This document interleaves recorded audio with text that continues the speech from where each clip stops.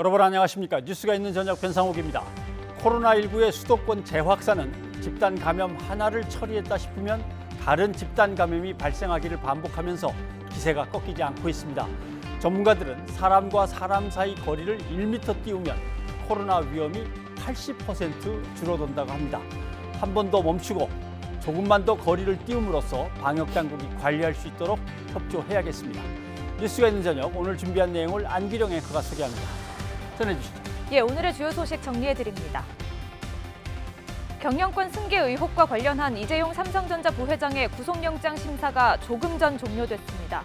구속의 필요성을 두고 검찰과 변호인단의 공방이 치열했던 만큼 결과는 밤 늦게 나올 것으로 보입니다. 신장식 변호사와 함께 관련된 내용 짚어보겠습니다. 친구들과 롯데월드를 방문했던 고등학생이 코로나19에 감염된 것으로 확인되면서 롯데월드 영업이 중단됐습니다. 서울 가리봉동의 중국동포 쉼터에서도 확진자가 무더기로 나왔습니다. 코로나19 소식 자세히 알아보겠습니다. 정의기억연대를 둘러싼 논란에 대해 문재인 대통령이 처음으로 입장을 밝혔습니다. 매우 혼란스럽고 말하기 조심스럽다면서도 위안부 운동의 대의는 굳건히 지켜져야 한다고 강조했습니다. 구체적인 발언 내용과 배경 분석해보겠습니다. 9살 아이가 의붓 어머니에 의해 여행용 가방에 갇혀있다 숨진 사건과 관련해 경찰이 아이의 아버지도 피의자 신분으로 수사하겠다고 밝혔습니다.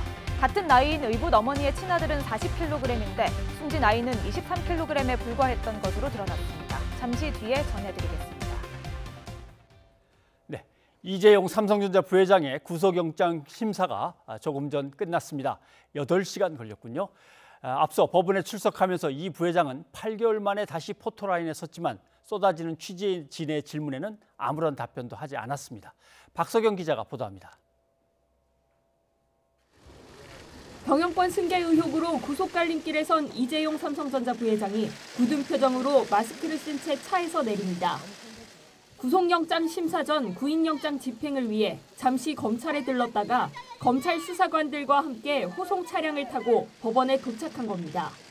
기다란 포토라인이 쳐졌지만 짧은 입장을 전했던 평소와는 달리 취재진 질문에 아무런 대답 없이 여느 때보다 빠른 걸음으로 법정에 들어갔습니다.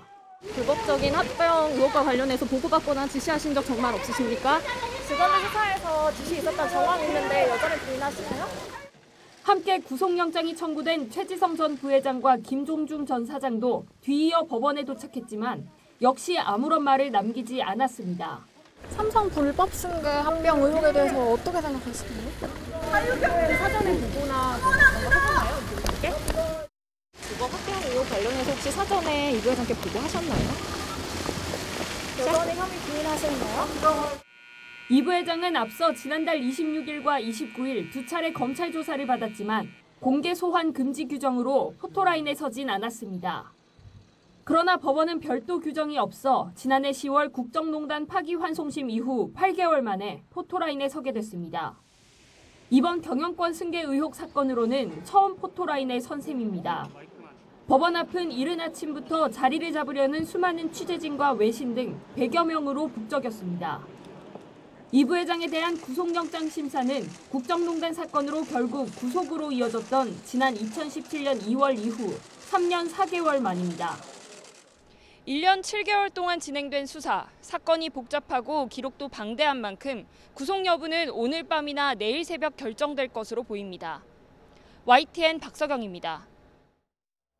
구속영장 심사가 진행된 법정에서는 치열한 공방이 오갔습니다. 검찰은 수사팀을 이끈 부장검사와 수사에 참여하다가 다른 청으로 옮겨간 검사들까지 불러서 투입했습니다. 이재용 부회장 측은 이에 맞서서 전관 출신의 호화 변호인단을 꾸려 방어 태세를 갖췄습니다. 이경국 기자가 보도합니다. 1년 7개월가량의 수사 끝에 이재용 부회장에 대한 구속영장을 청구한 검찰은 이복현 경제범죄 형사부장을 필두로 검사 8명을 영장심사에 전격 투입했습니다. 서울대 경제학과 출신으로 공인회계사 자격을 가진 이 부장검사는 이른바 재계 저승사자로 불립니다. 현대차 비자금 사건과 론스타 외환은행 헐값 매각 사건 등을 수사했고 2016년 국정농단 특검 때부터는 삼성 지배구조의 문제점을 추적해왔습니다.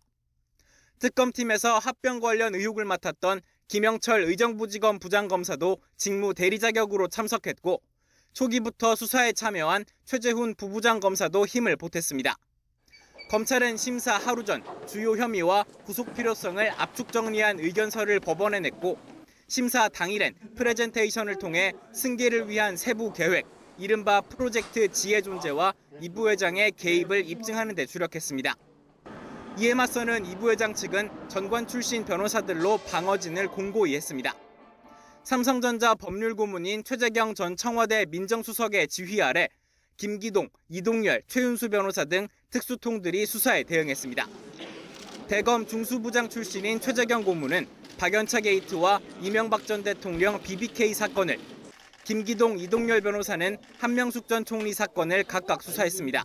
영장심사엔 대검 중수부를 거쳐 청와대 민정비서관실 선임 행정관으로 일한 김형욱 변호사와 서울 고법 부장을 지낸 뒤 대법관 후보로까지 거론됐던 한승 변호사 등 판사 출신들도 대거 합류했습니다. 1년 반이 넘는 수사 끝에 법정에서 처음 정면으로 맞붙은 검찰과 변호인단은 화려한 경력만큼이나 치밀한 논리를 꺼내들며 열띤 공방을 벌였습니다. YTN 이경국입니다. 이재용 부회장이 구속 갈림길에 선 오늘 삼성그룹은 그야말로 초긴장 상태입니다. 대내외적 위기 속에 이 부회장이 구속될 경우 최악의 경영 공백이 벌어질 것이라는 우려가 커지고 있습니다. 보도에 이지은 기자입니다. 이재용 부회장의 영장심사를 앞두고 경영 정상화가 절실하다면서 도와달라는 호소문까지 낸 삼성그룹. 이례적인 호소문은 현 상황에 대한 삼성의 위기감을 고스란히 담고 있습니다.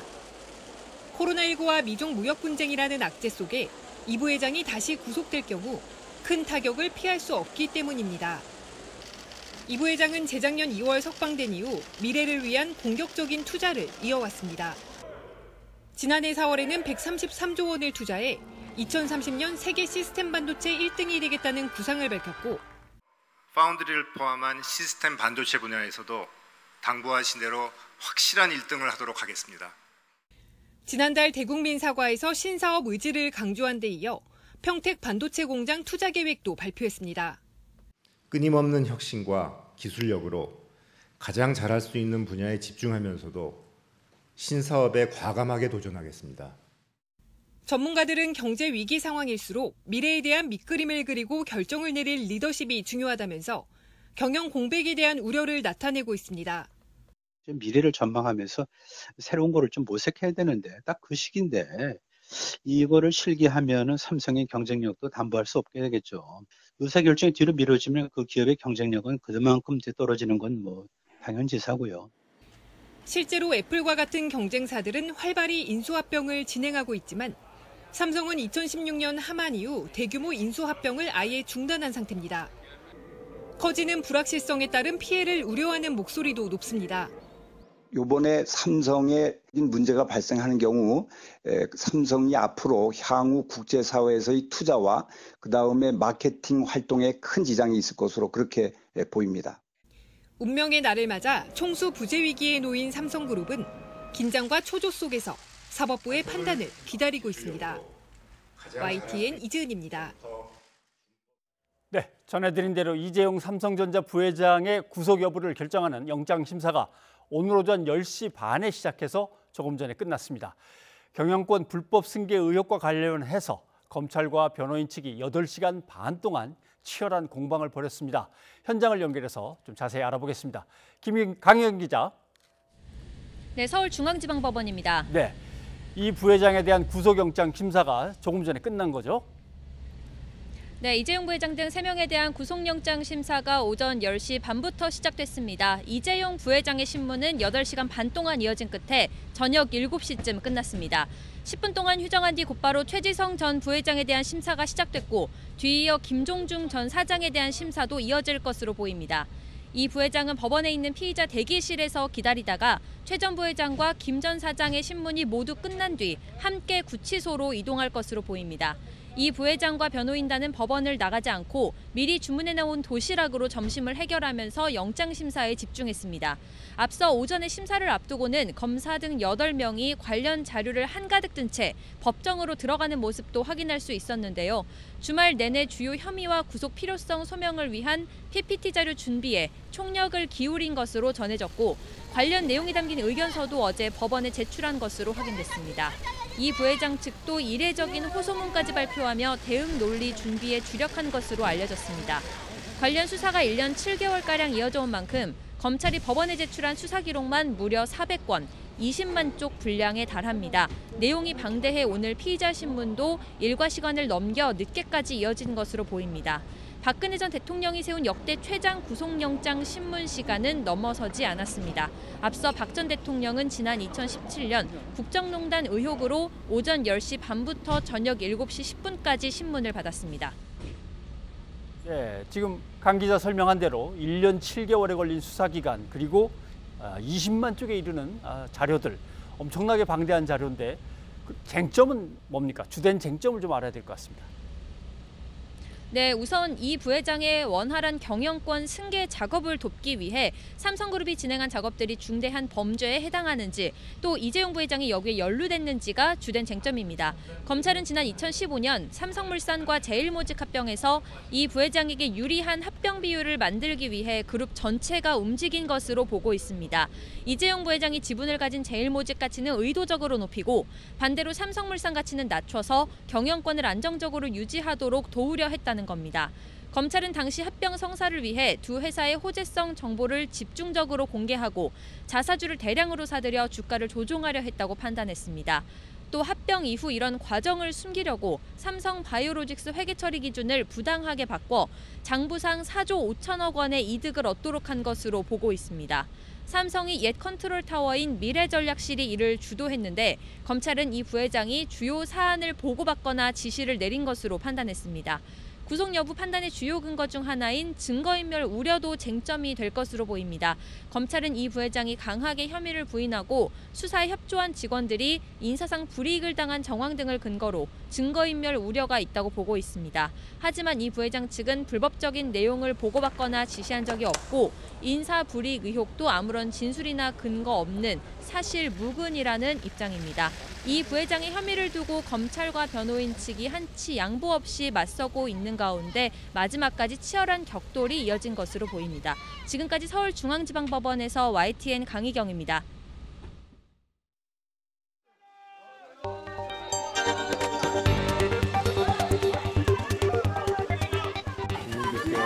정말 송구스럽고 죄송하게 생각하고 있습니다.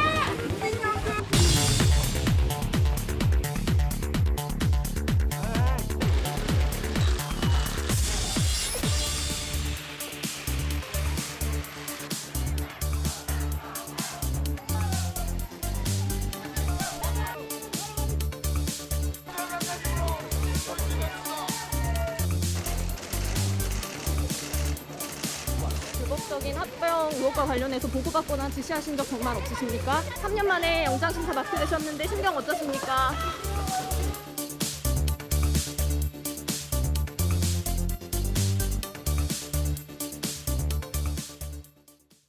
네, 구속이냐 불구속이냐 갈림길에선 이재용 삼성전자 부회장과 관련된 이야기 신장식 변호사와 좀 더 얘기를 나눠보겠습니다. 어서 오십시오. 네, 안녕하세요. 예, 1년 7개월에 걸친 수사에 20만 쪽의 수사 자료들.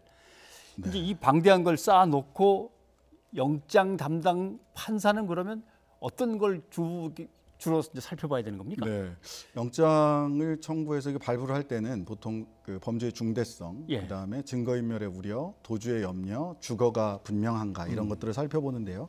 특히 이재용 부회장과 관련해서는 사안의 중대성, 이 범죄의 중대성과 관련된 부분을 하나를 예. 살펴볼 것이고요. 그다음에는 뭐 도주의 우려는 사실상 없다 그렇죠. 이렇게 본다면 예.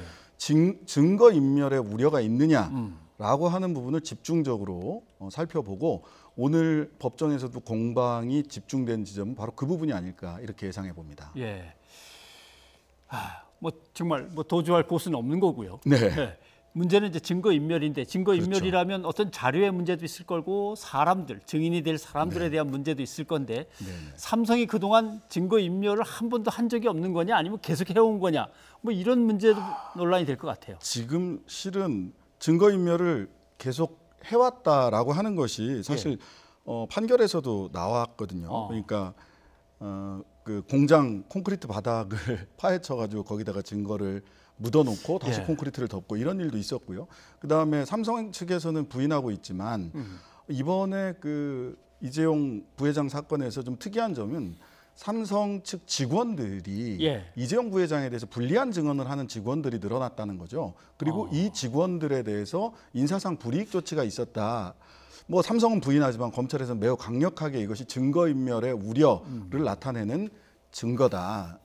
충분한 근거가 된다. 이렇게 지금 보고 있는 거죠.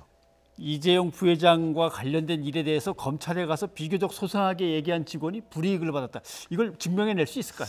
뭐 그것은 이 결과적으로는 이 인사 조치가 있었다는 점은 사실관계를 드러날 테니까 그 인사 조치의 원인이 뭐냐를 가지고 그 사람이 인사 조치 받은 사람이 다른 어떤 원인이 있거나 또는 뭐 근무에 태만했다거나 이런 식으로 삼성에서는 항변을 할 것이고 검찰 입장에서는 이것은 분명히 검찰 수사에 협조한 것에 대한 불이익 조치다. 그렇다면 물증만을 없애는 게 문제가 아니라 사실은 인증이라고 하는 증인들, 삼성의 관련 직원들에 대해서 조직적으로 은폐하거나 조직적으로 말하자면 입을 맞춘다고 하죠. 증언을 조작할 우려가 있는 것이 아니냐라고 하는 걱정을 할 수밖에 없을 것으로 보입니다. 알겠습니다.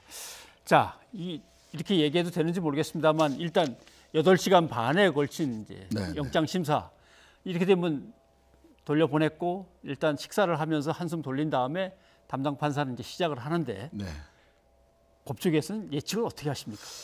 이게 뭐 법조계에서는 매우 조심스러운 예측을 하는데 오히려 언론이나 기업 쪽에서 아주 과감한 예측들을 하시더라고요. 뭐 구속 사유가 하나도 없다. 하나도 없다. 법조계에서는 사실은 굉장히 조심스럽습니다. 말하자면 증거인멸의 우려가 없을 수 있다. 그리고 불구속 재판이 원칙이다라고 하는 원칙적인 이야기를 하는데 근데 하나 재미있는 것은 증거인멸의 우려가 더 이상 없다라고 하는 이유가 그렇게 판단하는 이유가 증거인멸을 할 만큼 했기 때문에 더 이상 인멸할 증거가 없는 거 아니냐라는 얘기를 하기도 한다는 거죠.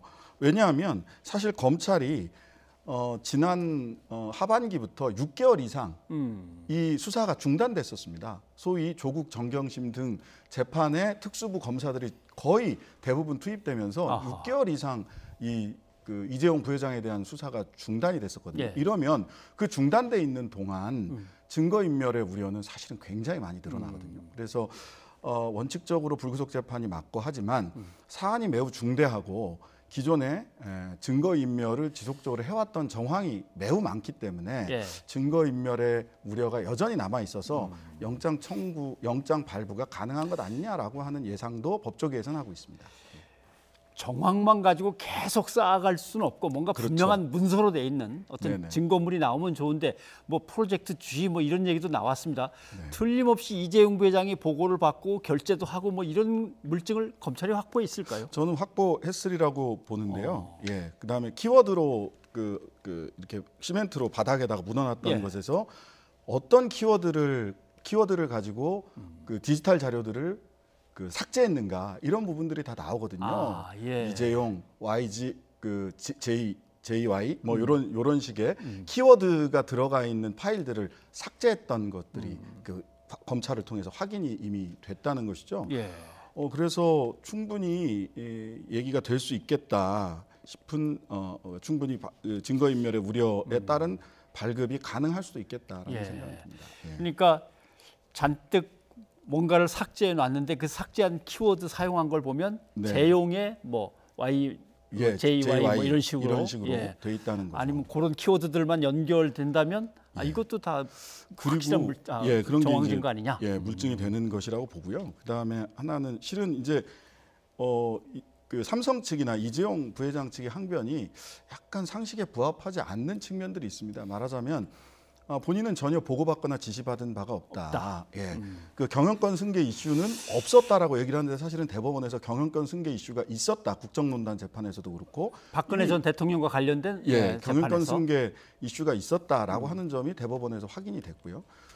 근데 또 삼성 측에서는 불법은 전혀 없었다. 이게 전부 다 합법적인 틀 안에서 됐다. 근데 그런데 보고받거나 지시한 적은 없다. 그렇다면 실제로 불법이 없었다라고 한다면 보고받고 지시했다. 근데 불법은 전혀 없었다. 이렇게 얘기해야지 논리적 일관성이 있는 거거든요. 저도 이렇게 읽으면서 조금 애매했던 부분은 합법적으로 진행된 삼성물산과 뭐 예를 들면 제일모직에다가 거기다가 삼성바이오로직스가 또 끼고 근데 그룹의 최고 책임자가 근데 이 문제를 하나도 보고받지 않았다. 합법적으로 진행되는 엄청난 이 합병과 이 거래 문제인데 그렇죠. 그것도 좀 말이 수조 원이 왔다 갔다 했던 문제고요. 그다음에 국민연금까지 개입이 그렇죠. 됐었던 것이고 우리 국민들의 돈인. 근데 지금의 그 이재용 부회장의 나는 보고받거나 지시받은 적 없다라고 하는 얘기는 차를 타고 출발을 해서 목적지까지 도달을 했는데 운전석에 앉아있던 사람이 나는 운전한 적 없다.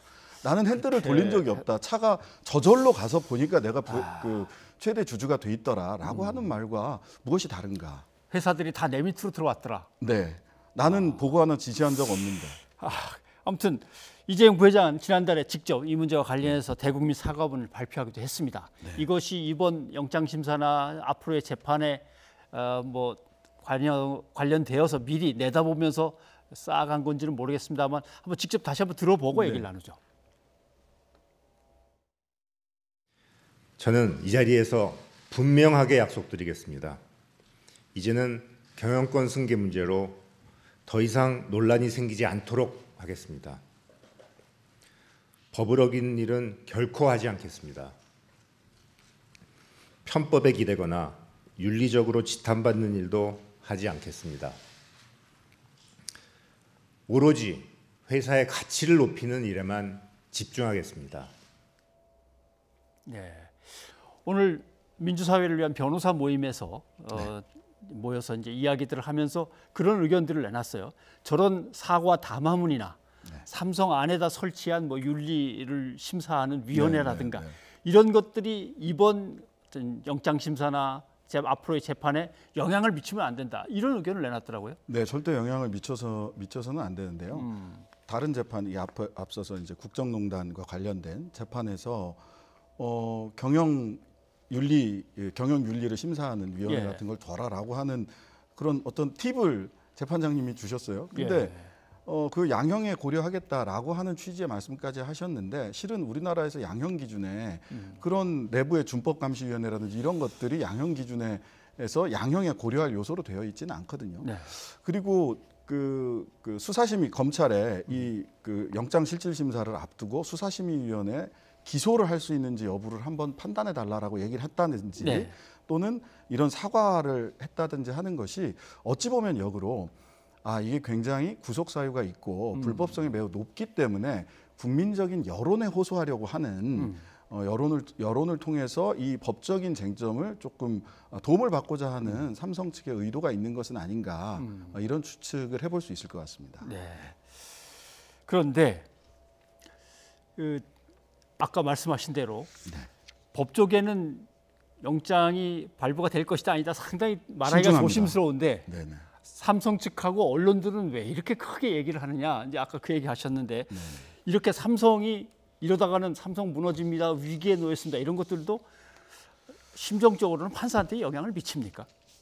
그 심정적으로 미치지 않아야 하나 심정적으로라도 미치지 않아야 되나 여러 가지 고민을 하실 수밖에 없지 않을까 싶습니다. 사실 워낙 그 언론에서 마치 그 정말 나라 경제가 어떻게 큰일이 날 것처럼 이야기를 하시는데요. 근데 저는 뭐 지금 고심하고 계신 판사님께 한 말씀 드리고 싶은 거는 이게 뭐 꼭 인과관계가 있는 것은 아닙니다만 이재용 부회장이 구속돼서 복역하고 있는 동안에 국정농단 사건으로 한동안 복역을 했었잖아요. 그동안에 삼성전자 주가는 오히려 올라갔다라는 점도 또 사실이니까 한번 고려를 하셔야 되지 않을까 싶습니다. 알겠습니다. 모르겠습니다. 이 일각에서는 삼성의 위기, 삼성이라고 하는 어떤 주식회사의 위기들, 그다음에 이재용이라고 하는 한 개인의 물려받은 사람의 위기 이게 똑같은 거냐 과연 이런 논란도 있는 것 같고 전혀 다르죠. 아닙니까? 사실은 전혀 다르고요. 왜냐하면 실은 이것도 이제 상식적으로 굉장히 이상한 일 중에 논리적으로 좀 잘 맞지 않는 일 중에 하나가 뭐냐면 예. 실은 지금 기소된 건들을 놓고 보자면 삼성이나 삼성물산은 전부 다 피해자입니다. 피해자이고 이재용 씨가 횡령을 하거나 또는 회계 부정을 하거나 또는 시세 조정을 해서 주가를 삼성물산의 주가를 오히려 떨어뜨렸던 거거든요. 예. 제일모직 주가를 억지로 부양을 하고 이렇다면 사실은 삼성물산이라든지 또는 삼성그룹 전체가 이재용 씨의 경영권 승계 문제 때문에 피해를 본 입장이거든요. 근데 이 피해자와 가해자가 한 몸처럼 움직이면서 삼성 자체에 문제가 생길 수 있는 것처럼 얘기를 하는 것은 그게 사실이라면 굉장히 여전히 삼성이 전근대적인 기업 문화를 가지고 있다. 시스템 경영이 되고 있지 않다라는 점을 스스로 고백하는 것이기 때문에 삼성은 자꾸만 그런 얘기를 하는 것이 실제 삼성 경영에 도움이 되는지 한번 돌아봐야 된다고 생각을 합니다. 네. 아무튼 국민들은 사실 삼성을 아끼는 마음에서 또 삼성이라고 하는 그 그룹이 갖고 있는 우리 경제에서의 어떤 지위라든가 위치를 볼 때 상당히 안타까워하죠. 어찌 됐건 이번 기회에 세계 인류 기업으로서의 삼성이 그 내부의 민주적 질서라든가 이를 처리하는 과정조차도 다 세계 인류가 되기를 간절히 바라고 있습니다. 네. 영장 발부는 뭐 새벽에나 결정될 것 같은데 한번 지켜보기로 하겠습니다. 네, 고맙습니다. 네, 감사합니다.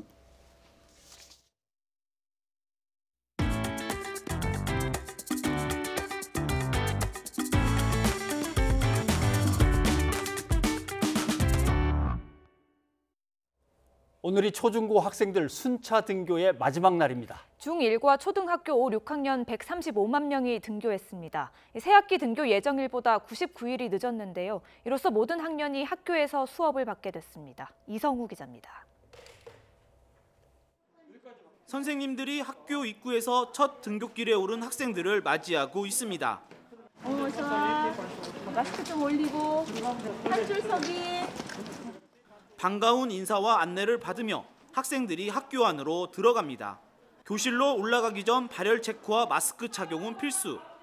교실 앞에서도 담임 선생님이 혹시라도 열이 있는지 학생 한 명 한 명 다시 한번 검사합니다. 올해 첫 등교길에 오른 학생들은 코로나19 걱정보다는 친구들을 만날 수 있다는 설렘이 더 가득합니다. 집에 있을 때는 코로나 때문에 나가지도 못하고 학원도 못 가고 되게 답답했는데 학교 오니까 애들도 만나서 기분도 좋고 그냥 좋아요. 첫 등교에 이어진 첫 수업.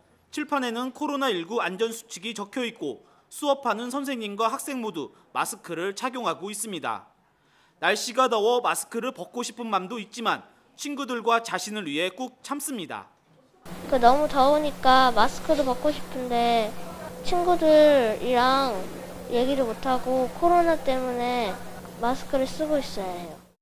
점심을 먹는 급식실. 식사 전에도 꼭 체온을 제어하고 6명이 앉을 수 있는 테이블에 2명만 앉을 수 있습니다. 초등학교 5학년과 6학년, 중학교 1학년 학생들이 4차 등교를 시작하면서 전국 학생 595만 명이 모두 등교 수업을 하게 됐습니다. 새학기 등교 예정일보다 무려 99일 늦은 등교. 학부모들은 자녀가 다시 등교할 수 있는 사실은 기쁘지만 아직 끝나지 않은 코로나19 사태가 여전히 걱정입니다. 가장 우려되는 거는 우리가 깜깜이 감염도 많이 되잖아요. 그러니까 내가 알게 모르게 아무리 잘 지켜도 그렇기 때문에 사실 우려가 안 될 수는 없고 굉장히 걱정이 됐었는데 학교에서 안내를 좀 잘 해주셔가지고. 하지만 고등학교 3학년과 중학교 3학년을 제외하면 대부분 격주제와 격일제 등으로 원격 수업을 진행해 실제 학교에 나오는 인원은 전체 학생의 3분의 1이나 3분의 2 수준에 그칠 전망입니다. YTN 이성우입니다.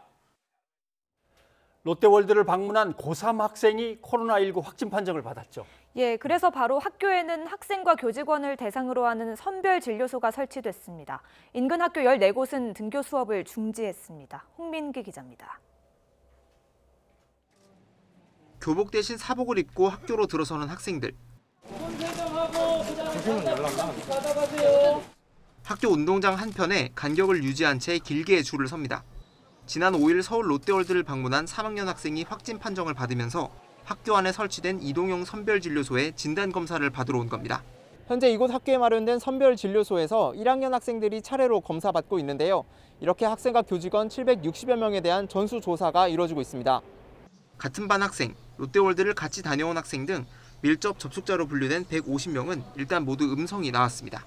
그래도 학생들의 불안감은 쉽게 가시지 않습니다. 걱정되고 우리한테도 오늘 어떡하나 그런 걱정 같이 하고 있었어요. 원무고뿐 아니라 태릉중학교 등 주변 학교 14곳도 2, 3일 동안 등교 수업을 중단했습니다. 보건소하고 협의해서 등교를 하지 않고 원격 수업으로 진행한 학교들이 있다. 확진 학생이 다녀갔던 롯데월드는 문을 닫고 동선에 포함된 식당 2곳을 포함해 주요 놀이시설에 소독을 마쳤습니다. 특히 방문했던 5일에 의심 증상이 있었던 것으로 확인돼 방역당국은 위험도 파악에 나섰습니다. 이 학생의 그 바이러스 배출량이 그렇게 수치가 높지 않아서 위험도 그리고 노출 범위 그리고 검사 범위에 대해서 파악을 오늘 진행을 하고 있다는 말씀드립니다. 4차 등교 수업이 마무리된 날 전국의 코로나19로 등교를 중단하거나 연기한 유치원과 학교는 517곳으로 집계됐습니다. YTN 홍민기입니다. 산발적인 코로나19 감염이 잇따르면서 서울의 누적 확진자가 1,000명을 넘었습니다. 서울시는 집단 감염이 발생한 방문 판매 업체 모임은 모두 금지했습니다. 또 탁구장에도 운영 자제를 권고하는 등 방역 조치를 강화했습니다. 구수본 기자입니다.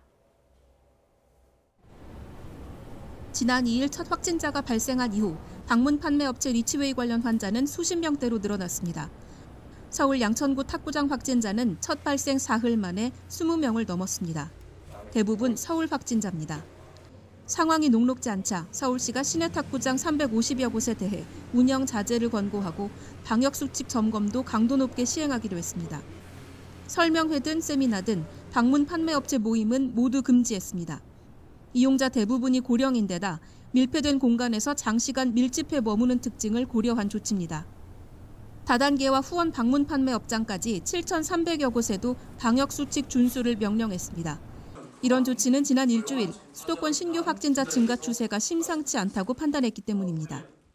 특히 조용한 전파자의 증가가 곧바로 수도권 집단 감염의 확산으로 이어지고 있는 그런 양상입니다. 이것이 코로나 2차 대유행으로 곧바로 이어질 수 있는 심상치 않은 징조라고 판단합니다. 실제로 감염 경로를 알 수 없는 서울 확진자 수가 지난달에는 2.5% 정도였지만 6월 초에는 13.2%로 큰 폭으로 늘었습니다. 서울시는 빠른 대처를 위해 서울 시민은 신청만 하면 증상이 없더라도 코로나19 검사를 받을 수 있도록 했습니다. 매주 선착순 최대 1,000명씩, 검사 규모는 하반기 약 20만 명을 예상하고 예산은 추경으로 반영할 방침입니다. YTN 구수본입니다. 코로나19 확진 판정을 받은 뒤 역학조사 과정에서 직업과 동선 등을 숨겨서 무리를 빚었던 인천의 학원 강사 완치 판정을 받았습니다. 방역에 큰 혼선을 줬던 만큼 경찰은 조만간 이 강사를 불러 조사할 계획입니다. 김지환 기자입니다. 인천 학원 강사가 지난 4일 완치 판정을 받았습니다. 지난달 9일 코로나19 확진을 받은 지 27일 만입니다. 다만 A씨는 다른 질환으로 퇴원하지 못한 채 음압병실에서 일반 병실로 옮긴 것으로 전해졌습니다. 코로나19 관련해서는 퇴원을 하셨는데 다른 질병으로 입원하신 걸로 들었거든요. 앞서 A씨는 지난달 2일과 3일 이태원 킹클럽과 술집을 다녀온 뒤 확진됐습니다. 이후 역학조사 초기에 직업이 없다고 말하며 학원 강사로 일한 사실을 숨긴 것으로 뒤늦게 확인돼 비난이 일었습니다. 이 거짓말로 인해 초기 대응이 늦어졌기 때문입니다. 이로 인한 감염자는 초중고 학생 20여 명을 포함해 80명이 넘었고 7차 이상 전파로까지 이어졌습니다. 이에 인천시는 A씨를 감염병 예방 위반 혐의로 고발했습니다. 경찰은 코로나19가 완치된 만큼 본격적으로 조사에 들어간다는 방침이지만 아직 A씨의 상태가 불안정해 서두르지는 않겠다고 밝혔습니다. 정서적으로 되게 힘들어하는가 보더라고요. 조심스럽게 해나가고 있어요. 자료 확보하고 기초조사 하고 있는 거지. 인천시는 방역 상황과 경찰 조사 결과에 따라 A씨에게 방역 비용이나 치료비 등을 물게 하는 구상권 청구도 검토하겠다는 입장입니다. YTN 김지환입니다. 의붓 어머니가 9살 아이를 여행용 가방에 가뒀다가 결국 숨지게 한 사건. 특히 같은 나이의 친자식은 40kg의 무게였던 데 비해 숨진 아이는 23kg이었던 것으로 밝혀지면서 우리 사회를 더욱 분노케 하고 있습니다. 예, 이런 끔찍한 일이 되풀이되지 않게 할 방법은 없는지 취재 기자와 함께 알아보겠습니다. 이연아 기자가 나와 있습니다. 네, 이연아 기자. 네. 의붓 어머니, 친아버지. 근데 그동안에 우리가 여러 사건을 이렇게 겪으면서 느끼기에는 둘 다 수사를 받아야 되는 거죠. 하고 있겠죠. 네, 그렇습니다. 일단 현재 경찰 조사의 상황을 좀 말씀드리면요. 경찰 조사에서는 의붓 어머니는 이 피해의 아이를 숨지게 할 의도는 없었다며 지금 현재 고의성을 부인하는 것으로 전해졌는데요. 이 사건을 현재 수사 중인 충남지방경찰청은 이 숨진 피해 어린이 친아버지를 오늘 이 참고인 신분에서 피의자 신분으로 전환해서 수사를 벌이고 있습니다. 계모가 아이를 가방에 가둔 행위를 알았는지 그리고 또 학대가 오랜 기간 있었는지 등을 좀 집중 조사할 것으로 보이는데요. 지난 금요일에는 피해 어린이가 다녔던 초등학교에서 추모식이 열리기도 했습니다. 이 자리에는 학부모와 학생, 교사들이 나왔고요. 다음 생에는 부디 행복해라, 또 지켜주지 못해 미안해 이런 내용이 담긴 쪽지를 남기면서 안타까운 마음을 전하기도 했습니다. 예, 어떻게 사람이 이럴 수 있을까, 이렇게 잔인할 수 있을까 이런 생각이 드는데요. 국민적인 공분도 큰 상황이죠. 그렇습니다. 현재 청와대 국민청원 게시판을 좀 살펴보면요. 게시판에 가해자 엄벌 등 처벌을 요구하는 청원글이 총 6개가 올라왔습니다. 오후 7시 기준으로 해서 9만여 명, 10만 명 가까이 동의를 한 상황인데요. 특히 숨진 어린이와 의붓 어머니의 친자식이 같은 나이였음에도 불구하고 몸무게가 배 가까이 차이가 났다는 보도가 나오면서 분노가 더욱 커지고 있습니다. 이 의붓 어머니가 의붓 아들에게 무자비한 학대를 했던 것과는 달리 친자식에 대한 이 애정을 드러내는 사진과 글을 또 SNS에 올리기도 했는데요. 직접 들어보시죠. 무쇠 남아의 몸무게가 통상 한 32kg 정도 되는데 거기서 거의 9kg, 10kg 정도 덜 나가는 23kg였다고 합니다. 그러니까 영양 상태도 굉장히 좀 안 좋았다고 볼 수 있겠죠. 너무 말랐었어요. 네, 관련해서 문재인 대통령도 오늘 이 사건에 대해서 이 위기의 아동을 좀 사전에 확인하는 제도가 좀 잘 작동됐는지 살펴보라는 지시를 내리기도 했습니다. 네.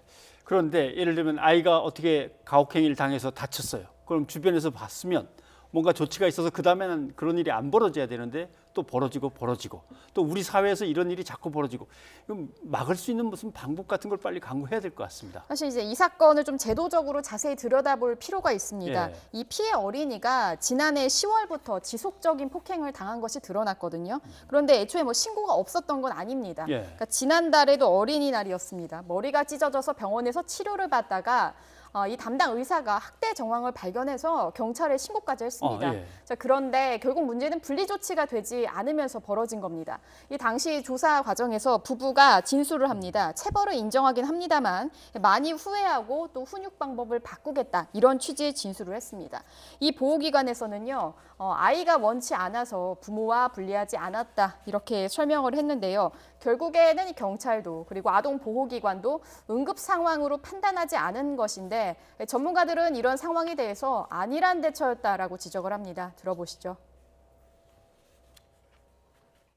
앞으로는 안 하겠다. 다시 행복한 가정으로 자기를 도와달라. 이런 식으로 얘기를 했을 때 이 아동보호 전문기관 상담원이나 경찰은 전문가잖아요.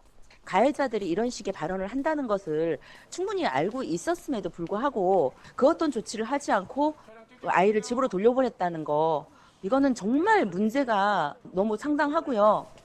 네, 관련해서도 통계를 좀 살펴보도록 하겠습니다. 예. 아동학대 관련 통계인데요. 가해자 10명 가운데 8명이 부모입니다. 그리고 이제 학대 한 번 이후에 있던 재학대를 살펴보면 역시 부모가 가장 많이 저지르고 있는 상황인데요.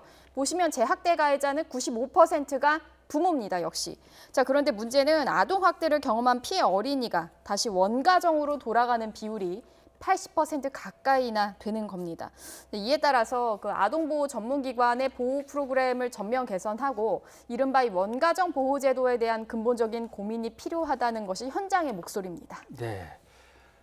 다시는 이런 안타깝고 참담한 사건, 사고를 우리가 전달하지 않는 그날이 왔으면 좋겠는데 예. 그러려면 정부해야 될 것들이 상당히 많은 것 같습니다. 이연아 기자 수고했습니다. 네, 이현아 기자와 알아봤습니다만 9살 아이가 여행용 가방에 갇혀서 숨진 사건으로 지금 충격과 분노가 큽니다. 이번에는 10살 딸을 학대한 의붓 아빠와 친엄마가 경찰에 붙잡혔습니다. 온몸에 멍이 들고 화상까지 입은 피해 어린이는 주민에게 발견돼 병원에서 치료받고 있습니다. 오태인 기자입니다. 가녀린 다리 곳곳에 멍이 들었습니다. 머리에는 피가 납니다. 등에는 멍투성이에 곳곳에 상처가 남았습니다. 손가락도 심하게 화상을 입었습니다. 창녕군에 있는 한 편의점에서 주민에게 목격된 10살 여자아이 모습입니다. 진짜 실제로 보면 그냥 학대 수준이야. 애 죽이려고 했나 이런 생각이 들 정도예요. 진짜 손이랑 이런 걸 봤을 때 얼굴 상태랑. 피해 어린이가 발견된 건 지난달 29일. 맨발에 어른 슬리퍼를 신고 도망 나온 듯한 아이는 한 시민에게 거리에서 구조됐습니다. 병원으로 옮겨진 아이는 2년 전부터 친엄마와 의붓 아빠에게 학대를 당했다고 말했습니다. 의붓 아빠는 경찰 조사에서 일부 혐의를 인정했습니다.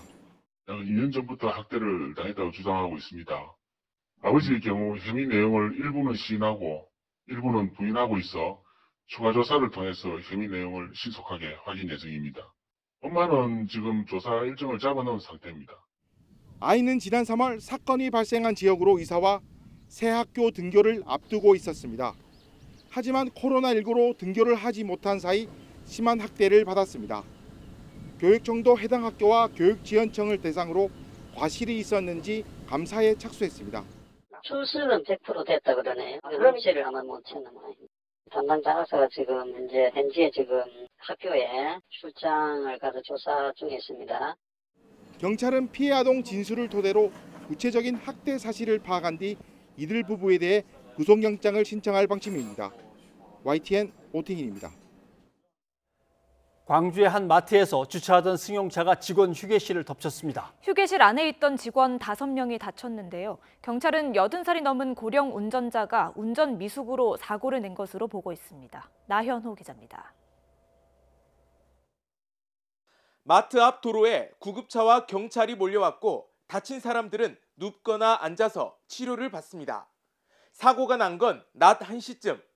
마트 2층 주차장에 올라온 검은색 승용차가 갑자기 구석에 있는 직원 휴게실을 덮쳤습니다. 차량이 돌진해 지나간 마트 휴게실은 이렇게 완전히 아수라장이 됐습니다. 승용차는 휴게실에서 멈추지 않고 아예 통과해 바깥 벽까지 뚫고 나갔습니다. 1m 아래 있는 바닥까지 튀어나온 뒤 주차돼 있던 차량을 들이받은 뒤에야 멈춰섰습니다. 주차장 올라오고 이제 우회전하잖아요. 올라와갖고 돌진을 했다는 것 같아요. 냉장고가 여기까지 날라왔어요. 여느 날처럼 휴게실에서 점심을 먹거나 쉬던 직원들은 날벼락 같은 사고를 당했습니다. 직원 5명이 병원으로 옮겨졌는데 다행히 생명의 지장은 없는 상태입니다. 돌진 사고를 낸 승용차 운전자는 80살이 넘은 고령 운전자였습니다. 핸들이 좀 안 꺾어졌다는 식으로 그렇게 말씀하신 것 같더라고요. 정신이 없어갖고 그냥 그렇게 됐다고 그랬구만 이야기해요. 운전이 좀 미숙으로 가야 할 것 같아요. 경찰은 81살 운전자를 입건하고 정확한 사고 경위를 파악하고 있습니다. YTN 나인호입니다. 회사 돈으로 고가의 슈퍼카를 사들여 자가용으로 사용하는가 하면 80억짜리 최고급 강남 아파트를 가족의 주거용으로 써온 사주들이 세무조사를 받게 됐습니다. 국세청은 사주와 함께 이익을 받은 가족들의 재산 형성 과정에 대해 철저히 검증하겠다고 밝혔습니다. 오인석 기자입니다. 사주 A씨는 최근 회사 돈 16억 원으로 고가 슈퍼카 6대를 구입했습니다. 그런데 슈퍼카는 사주 본인과 전업주부인 배우자, 대학생 자녀 2명이 사용했습니다. 회사 업무와는 관계없는 사주 일가의 자가용으로 이용했지만 차량 유지 비용 등은 회사가 부담했습니다. 또 회사 명의로 27억 원의 고급 콘도를 취득해 가족 전용 별장으로 사용하고 법인카드로 명품을 사들이고 해외여행 등 호화 사치 생활을 해왔습니다. 또 다른 사주 B씨도 13억 원의 회사 돈으로 초고가의 스포츠카 2대를 사들여 배우자와 자녀가 이용하도록 했습니다. 특히 회사 비용으로 강남 소재 80억짜리 최고급 아파트를 사들여 가족 주거용으로 사용하기까지 했습니다. 국세청은 고가 슈퍼카 41대 102억 원 상당을 사적으로 이용한 사주 9명에 대해 세무조사에 착수했습니다. 또 실제 근무하지도 않은 가족들에게 고액 급여를 지급한 사주 15명도 세무조사 대상에 포함했습니다. 전업주부인 배우자, 유학 중인 자녀, 고령의 노무 등 실제 근무하지도 않은 가족들을 근무한 것처럼 꾸며 평균 21억 원에 달하는 고액 급여를 지급해 왔습니다. 유명 프랜차이즈 회사 사주인 C씨는 80대 노모와 배우자, 자녀를 임직원으로 명의만 허위 등재하고 5년간 45억 원의 급여를 지급했습니다. 또 해외 현지 법인을 설립한 뒤 외환을 송금해 자녀의 유학 비용과 고급 주택 임차 비용으로 사용했습니다.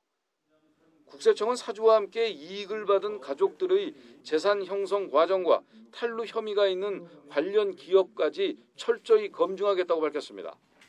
또 증빙 자료의 조작이나 차명 계좌 이용 같은 고의적 세금 포탈 행위가 확인되면 검찰 고발 등 엄중 처리하기로 했습니다. YTN 오인석입니다. 네, 전해드린 대로 회사 돈을 빼돌려 펑펑 쓰고 떵떵거리며 살아온 자산가들에 대해서 세무조사가 시작됐습니다. 예, 보시면 뭐 늘 쓰는 수법입니다. 가장 흔한 수법이죠. 회사 돈으로 가족들이 펑펑 쓰기. 자동차, 콘도, 아파트, 명품 일 하나도 안 하고도 고임금을 가져가기. 지난 2월에도 여러 명이 적발됐습니다. 보시면은 70억 강남 아파트를 사서 탈세를 했던 전관 변호사 이렇게 제목이 잡혔는데 거액을 벌고도 매출 신고를 누락하거나 가짜 세금 계산서로 세금을 피해간 사람들이 적발됐던 겁니다. 사교육 또는 독과점 탈세, 전관예우 탈세였습니다. 이거 외에도 역외 탈세라는 것도 있습니다. 국부를 해외로 빼돌립니다. 보시면 국내의 기술을 사주가 자기가 외국에 갖고 있는 회사한테 무상으로 쓰도록 하면서 거기서 돈을 벌어 거기서 자기가 돈을 챙깁니다. 변칙 자금으로 해외 부동산을 사거나 해외 거래를 위장해서 자금을 빼돌리거나 이렇게 거두어야 할 세금을 우리가 거두지 못하면 그 다음에는 어떻게 될까요? 자, 세금을 거둬야 되는데 거두지 못하면 다른 세금을 짜내야 됩니다. 아니면은 다리를 놓거나 길을 닦던 사회 기반시설 구축하던 공사를 없애버려야 됩니다. 그게 어려우니까 할 수 없이 복지 예산을 줄이게 됩니다. 아니면 돈을 찍어내거나 외국에서 돈을 빌려와야 됩니다. 이런 일이 벌어집니다. 결국은 이것이 반사회적인 탈세 범죄가 되는 겁니다. 국세청은 국민 여러분의 제보를 받고 있습니다. 국민의 협조로 최근 5년 동안 추징한 세금이 7조 원이나 됩니다. 한번 보시죠. 2014년에서 2018년까지 7조 59억 원을 추징했습니다. 반칙과 특권 없는 세상은 우리가 함께 만들어가야 합니다. 뉴스가 있는 저녁 변상욱의 앵커 리포트였습니다. 문재인 대통령이 정의기억연대의 후원금 관련 논란이 불거진 이후에 처음으로 직접 입장을 밝혔습니다. 문 대통령은 위안부 운동 자체를 부정하고 대의를 손상시키는 시도는 옳지 않다고 말했습니다. 또 이번 논란을 계기로 모금 활동의 투명성을 강화하겠다고 강조했습니다. 차정윤 기자입니다. 정의기억연대의 후원금 사용이 불투명하다는 이용수 할머니의 폭로 한 달 만에 문재인 대통령이 입장을 밝혔습니다. 지금의 논란에 대해 대통령으로서도 말하기 조심스럽지만 위안부 운동 30년 역사가 훼손돼선 안 된다고 강조했습니다. 일각에서 위안부 운동 자체를 부정하고 운동의 대의를 손상시키려는 시도는 옳지 않습니다. 피해자 할머니들의 존엄과 명예까지 무너뜨리는 일입니다. 문 대통령은 위안부 할머니 없는 위안부 운동은 생각할 수 없다면서 그중에서 특히 이용수 할머니가 위안부 운동의 역사라고 언급했습니다. 위안부 운동 자체에 대한 힘들기는 물론 일부 진영에서 제기하는 배우설에 대해서도 한꺼번에 선을 그은 것으로 풀이됩니다. 재작년 문 대통령은 역대 대통령으로서는 처음 위안부 할머니들을 청와대로 초청했습니다. 이용수 할머니가 마이크를 잡고 일본의 공식 사과를 위해 끝까지 싸우겠다고 말했을 때 문 대통령은 어머니를 뵙는 마음이라고 위로했습니다. 공식적인 사죄하고 법적인 배상하라는 26년이나 해나왔습니다. 이것만이 우리는 또 외치고 싸울 겁니다. 문 대통령은 위안부 운동은 현재 진행형이라면서 피해자들의 상처가 치유되지 않았고 진정한 사과와 화해에도 이르지 못했다는 점을 지적했습니다. 이번 논란이 위안부 운동 승화의 계기가 돼야 한다면서 기부금 통합 관리 시스템을 구축해서 투명성을 강화하겠다고 밝혔습니다. 자신이 낸 기부금이나 후원금이 어떻게 사용되는지 투명하게 알 수 있다면 국민들의 선의가 바르게 쓰이게 되고 기부 문화도 성숙해질 수 있을 것입니다.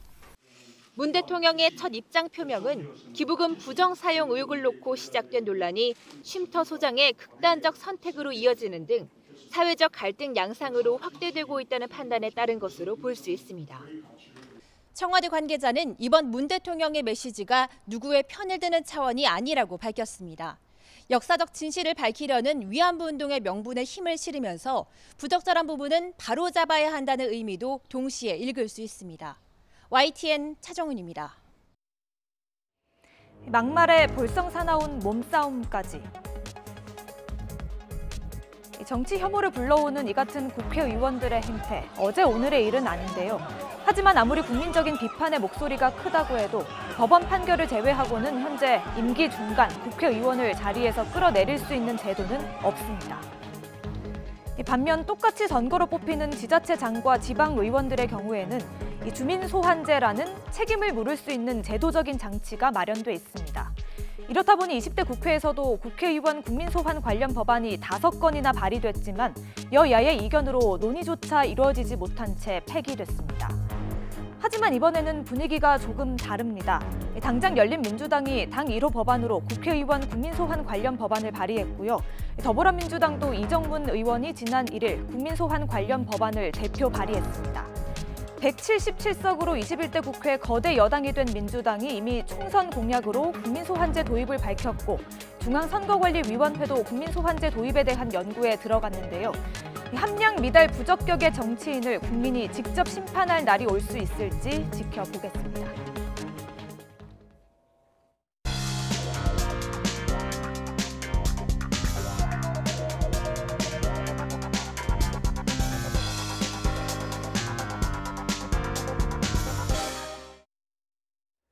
코로나19 극복을 위한 재정 확대로 국가 재정 건전성 악화에 대한 우려의 목소리가 커지고 있습니다. 일부 경제지를 중심으로는 위기론까지 나오고 있습니다. 정말 우리 재정에 심각한 위기가 올 것인지 건국대 최백은 경제학과 교수와 함께 얘기를 나눠보겠습니다. 어서 오십시오. 네, 안녕하세요. 예. 대통령께서는 일단 걱정이 없다고 하는데 국민들한테 걱정해야 된다고 하는 목소리들도 커지고 하니까 한번 점검을 해봐야 될 것 같습니다. 예. 역대 최대 규모의 3차 추경안을 이제 내놓고 있습니다만은 대통령이 6차 비상경제회의에서 이야기한 내용을 한번 듣고 오겠습니다. 예. 하반기에도 과감한 재정 투입을 계속하기 위해 정부는 단일 추경으로 역대 최대 규모의 3차 추경을 편성했습니다. 3차 추경까지 더하더라도 우리의 국가 채무 비율 증가 폭이 다른 주요국들의 증가 폭보다 훨씬 적다는 것을 감안해 주시기 바랍니다. 네, 증가 폭이 그렇게 위험한 게 아니라고 강조를 몇 번 했는데도 불구하고 계속 언론에서는 아니다. 우리 국가 부채 너무 빨리 늘어나고 있다. 이 기사가 계속 나온단 말이죠. 근데 그 언론들이요. 좀 그 일관성이 좀 있었으면 좋겠는데요. 예를 들어서 우리가 지금과 같이 비슷한 우리가 경제 위기 상황이 2008년도 금융위기 때 있었잖아요. 2008년도에 당시에 그러니까는 우리가 유력 그 일간지들이 보도한 내용들을 보게 되면요. 당시엔 논조가 이랬었습니다. 정부에서 이제 추경을 편성을 하니까 당시에도 부양책 강도가 이제 다른 나라에 비해서 너무 적다. 약하다. 이렇게 하고 그러거나 그다음에 이제 수출이 지금 굉장히 위축되는 상황 속에서 수출을 대체할 수 있는 내수 부양의 필요성이 크다. 뭐 이런 식의 이제 주장이라든가요. 그리고 이제 뭐냐면 세수가 늘면은 결국은 이제 그러니까 우리가 경기가 회복되고 세수가 늘면 재정 절차도 나중에 줄일 수가 있다. 그러니까 지금은 걱정하지만 지금은 부채 걱정할 때가 아니다. 되게 이런 식의 논조였었어요. 근데 지금에 와가지고는 지금에 와가지고 정반대에 지금 그러니까 이렇게 그 주장을 하고 있거든요. 예. 근데 이제 문제는 뭐냐면요. 우리가 지금 이번에 3차 추경 같은 경우 35조 3천억 원 예. 역대 최고라 그러잖아요.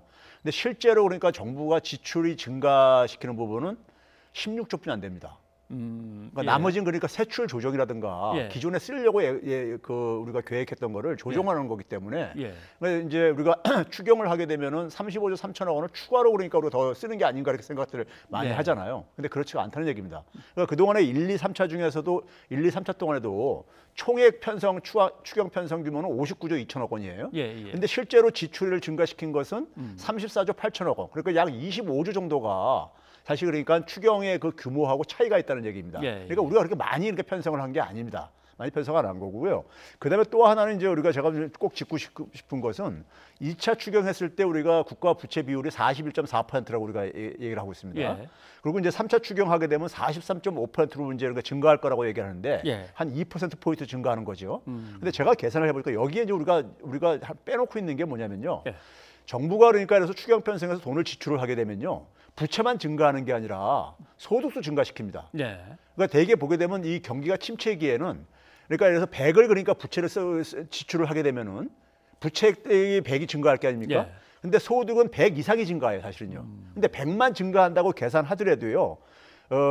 한 1.2%포인트뿐이 안 증가해요. 그러니까 이게 계산이 과장됐다는 얘기죠, 그러니까요. 그러니까 왜 이렇게 지금 제가 이렇게 언론이라든가 관료들이 자꾸만 이렇게 이 국가 부채에 대한 우려를 이렇게 부풀려 가지고 네. 자꾸만 이제 그러니까 하는 것은 결국은 이 소위 말해서 재정 지출에 대해서 그러니까 소극적인 이 측면을 가리기 위한 것이다 하는 것을 저는 좀 지적하고 싶습니다. 네. 글쎄요. 언론이 왜 그러냐고 이야기를 하시니까 참 대답을 해야 되는지 말아야 되는지 좀 망설여지긴 하는데 뭐 여러 가지 있는 것 같습니다. 첫째는 정치적으로 이쪽 정파니까 저쪽 정파를 공격해야 되는 문제도 있고, 그 다음에는 추경이 쓰이는데 기업의 어떤 그 맞습니다. 생산 활동을 확 지원하는 쪽으로 쓰이는 거냐, 아니면 가계와 노동자들의 급한 사정을 맞습니까? 예, 두 번째가 제가 볼 땐 정답인데요. 재정이라는 것은 결국 국민 세금을 가지고 하는 겁니다. 그렇죠? 근데 그 돈을 그러니까 누구를 위해서 쓰냐 하는 것은 굉장히 이해관계가 복잡합니다. 그러니까 2008년도, 그다음에 2015년도 박근혜 정부 때도 마찬가지고요. 당시엔 주로 그러니까 우리가 관료들이 재정 편성을 하게 되면요, 대개 이제 기업 지원에 초점을 맞춥니다. 대부분의 이 추경 같은 것을요. 그리고 기업들은 반대할 이유도 없고, 기업들한테 돈이 많이 가게 되면 언론들도 뭐 광고비도 증가하고 해서 가는 반면에, 근데 이번처럼 그러니까 뭐 긴급재난지원금 같은 경우는 가게한테 직접 주는 거잖아요, 돈을. 그러니까요. 그러니까 이거 뭐 기업한테 갈 돈도 아니고 그러니까요. 이제 그러다 보니까는 결국 뭐냐면 재정이라는 공공자원을 그러니까는 사회 구성원들을 누구한테 그러니까 이거 줘야 되느냐 했을 때 지금 상황에서 가장 필요로 하는 것은 제가 볼 때는 가게라든가 실직자라든가 자영업자라든가 이런 이제 취약계층들한테 사실은 가야지만이 실질적인 효과가 있는데 거기에다 지출하는 것은 굉장히 인색하다 이거죠. 그래서 IMF 때 기업들한테 갈 돈을 더 늘려라 했던 거와 지금 실업자나 자영업자들 아무래도 문 닫게 생겼는데 이쪽에 빨빨 쏟아 부어야 된다와 언론들의 보도가 차이가 날 수밖에 없죠. 그렇죠. 그러니까 당시에도 뭐냐면은 IMF가 그러니까 적극적인 재정 편성을 하는 것을 그대로 인용을 해가지고 그 당시에는 뭐냐면 재정을 더 과감하게 편성을 하라 이렇게 주장을 한 반면에는요. 지금도 IMF는 똑같은 주장을 하고 있는데 지금은 근데 국내 언론들은 뭐냐면 오히려 이 빚이 그러니까 뭐 빛의 속도로 증가한다 뭐 이런 식으로 이제 그러니까 겁을 주고 있죠. 알겠습니다. 그런데 지금 3차 추경 아닙니까? 아무래도 또 해야 될 거고 내년도 어떻게든 또 준비를 할 것들이 많고 계속 이렇게 나가도 뭐 재정 건전성에는 문제가 없겠습니까? 지금 그러니까 제가 계산한 게요. 42.6%입니다. 42. 예, 일부 언론에서 43.5%라는데 이거는 그러니까 42.6% 제가 최대치로 잡은 거예요. 최대치로 잡은 건데 42.6%면요. 우리가 IMF에서 50 미만은 있잖아요. 국가 부채 걱정할 나라가 아니다. 이렇게 규정을 하고 있습니다. 그러니까 아직도 뭐냐면은 우리가 한 7%포인트 정도 더 그러니까 쓸 수 있는 여력이 50%까지 간다면요. 있는 나라라는 얘기죠. 말씀하신 대로 뭐 외국에는 100, 일본 같으면 맞습니다. 200이 넘었으니까. 올해 선진 국가들 평균이 120% 정도 얘기를 하고 있습니다. 네, 알겠습니다. 기본소득 얘기를 해봐야겠습니다. 갑자기 여야가 기본소득 쪽으로 이렇게 확 방향을 선회해서 본격적인 논의를 하는 건 아닙니다만 얘기는 계속해서 나오고 있습니다. 먼저 어떤 얘기들이 나오는지 한번 정리를 한번 해보고 들어보겠습니다. 4차 산업혁명을 위한 여건 조성, 아울러서 이로 인해서 파생되는 기본소득 문제를 근본적으로 검토할 시기가 아닌가 생각을 합니다. 국가와 사회는 국민의 기본적 생활을 보장하고 특히 경제 사회적 불평등 구조를 바로잡는 데 적극적으로 나서야 한다고 생각해 왔습니다. 예. 김종인 위원장, 그다음에 국민의당 안철수 대표 두 이제 야당 대표들 얘기를 들어봤는데 모두에게 얼마씩 쫙 똑같이 나눠준다. 이것이 우리 경제한테 어떤 식으로 도움이 됩니까? 도움이 되는 거는요. 오늘 저 KDI에서 경제동향 전망을 발표했어요. 근데 거기 이제 뭐라고 나와 있냐면 우리 지난 시간에도 얘기했듯이 지금 4월달, 5월달 수출이 급감을 하고 있습니다. 한 25% 안팎으로 그러니까 감소하고 있죠. 그게 이제 주로 제조업에 충격을 가하고 있고요. 그런 이제 이 불확실성이 굉장히 산업 생산이 줄어들고 있고요. 그럼 그런 상황 속에서 그나마 유일하게 지금 그러니까 경제의 버팀목이 되고 있는 것이 소비인데 소비에 그러니까 긴급재난 지원금이 크지는 않지만은 상당히 그래도 소비를 그나마 부양하는 데 좀 도움이 되고 있다 이런 지적을 했어요. 그러면 이제 그게 이제 그러니까 우리가 이번에 기본소득 논의가 나오는 이유도요. 국민들이 사실 체감을 하고 있는 것이고 현장에서 어쨌든 간에 이 경기 부양의 어쨌든 효과를 지금 확인을 하고 있는 겁니다. 그래서 지금 김종인 비대위원장하고 안철수 대표가 얘기하는 얘기가 사실 맞물려 있는 문제예요. 그러니까 우리가 되게 1차 산업혁명 때도 보게 되면요. 1차 산업혁명이 진행되면서 되게 불평등이 굉장히 심해졌었습니다. 그리고 이제 새로운 우리가 이 산업사회로 가면서 기존의 일자리도 많이 없어지고 그러면서 노동하는 하나의 패턴도 달라지고 그렇게 돼요. 그러다 보니까는 그 당시에도 기본소득 논의가 있었습니다. 그럼 지금도 마찬가지로 우리 사회 속에서 기본소득은 두 가지 관점입니다. 하나는 뭐냐면은 불평등 문제로 그러니까 접근하는 사람들이 있고요. 또 하나는 뭐냐면은 지금 우리 경제에서 가장 중요한 게 뭐냐면 산업 재편입니다. 산업 체제를 강화하는 건데 4차 산업혁명과 관련해서 지금 우리가 산업 재편을 하고 있거든요. 근데 4차 산업혁명과 관련된 산업 재편은 되게 창의적인 아이디어를 많이 요구를 합니다. 근데 창의적인 아이디어는 우리가 뭐냐면 되게 자유시간이 많을 때 나오는 것이지 그러니까 우리가 이 노동시간하고 비례하는 게 아닙니다. 창의적인 아이디어는요. 그러니까 자유시간이 많을수록 창의적인 아이디어가 많이 나온다고 얘기를 해요.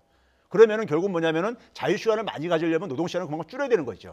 그러면 그만큼의 그러니까 소득 좀 보존이 필요한 거죠. 이런 차원에서 대기하니까 우리가 혁신을 더 많이 만들어내기 위해서 기본소득의 필요성을 많이들 얘기를 하고 있는 겁니다. 그러니까 김종인 비대위원장하고 안철수 대표가 얘기하는 것이 같은 맥락이에요. 그럼 이렇게 기술 진보할 때 불평등은 더 심해질 수 있다 이거예요. 그 두 가지 문제를 동시에 풀 수 있는 게 기본소득이라는 걸로 이제 우리가 접근할 수가 있는 거죠. 알겠습니다. 그러면 이제 기본소득 논의를 시작해야 되고 과연 거기에 투입할 재원들을 갖다 어디에서 얼마큼이나 마련할 수 있는가도 따져야 되고 어디선가 깎아서 또 집어넣어야 될 거고 그 논의는 상당히 길어질 건데 그 전에 당장 사정이 급하니까 1차 재난 지원금이 있었는데 2차 재난 지원금은 이제 나와야 될 때가 됐나요? 저는 늦어도 7월 달에는 집행이 돼야 된다고 봅니다. 7월에. 왜 그러냐면요. 지금 5월 달에 집행된 것이 사실 그러니까 6월 달 정도면 다 소진돼 버립니다. 소진돼 버리기 때문에 이제 그럼 소진되고 난 다음에 다시 그러면 이제 소비가 다시 또 이제 그러니까 얼어붙고 자영업자 또 어려움이 될 거라고요. 그럼 지금 생산과 수출이 안 좋은 상황 속에서 그럼 버팀목인 소비마저 없으면은 경제가 어떻게 될 것 같습니까? 상식적으로 볼 때요. 그리고 지금 뭐 예를 들어서 뭐 이재명 지사 같은 경우 한 20만 원 정도 한 번 더 주자 이렇게 얘기했는데 그게 그러니까 우리가 GDP의 국가 부채 비율에 미치는 영향이 0.5% 정도밖에 안 돼요. 그러니까 그 정도는 그러니까 우리가 충분히 우리 재정이 감당할 이 역량이 있다 이거 평가할 수 있는 겁니다. 네, 알겠습니다. 아무튼 교수님의 조언은 국가적 역량이 아직 비축된 게 있다. 맞습니다. 쓸 때 쓰자라고 하는 말씀이시군요. 알겠습니다. 오늘 고맙습니다. 네, 감사합니다. 시청자 여러분의 의견 소개해드립니다. 네, 삼성 이재용 부회장 영장 심사와 관련해서 8672님이 의견을 주셨군요. 그렇게 중요한 사안을 보고받지 못해도 문제없이 굴러간다면 구속돼도 삼성 경영에는 문제가 없는 거 아닙니까? 이렇게 또 해주셨거든요. 아동학대 사건과 관련해서 9619님이 의견 주셨습니다. 아동학대 처벌이 외국처럼 강화됐으면 좋겠어요. 선처를 남용하는 일은 없기를 바라봅니다. 하셨습니다. 2369님도 아동학대 가해자 처벌을 더욱 강화하고 철저한 모니터링을 통해서 피해 아동을 보호하십시다 라고 해주셨고요. 그리고 코로나19와 관련해서 2813님, 코로나에 맞서 최전선에서 고군분투하는 의사와 간호사 선생님들 힘내십시오 하셨습니다. 힘내셨으면 좋겠습니다. 그런데 더워져서 더 걱정이에요. 그렇죠. 더워지는데 방역복을 꽉꽉 조여 입은 의료진들은 얼마나 힘들겠습니까? 걱정입니다. 함께 성원해 주십시오. 무엇보다 우리가 방역 수칙을 잘 지켜서 그들의 짐을 좀 덜어줘야겠죠? 예, 그렇습니다. 오늘은 류사관의 여름의 언덕 들려드리고 마치겠습니다. 저희는 내일 다시 찾아뵙겠습니다. 여러분 고맙습니다.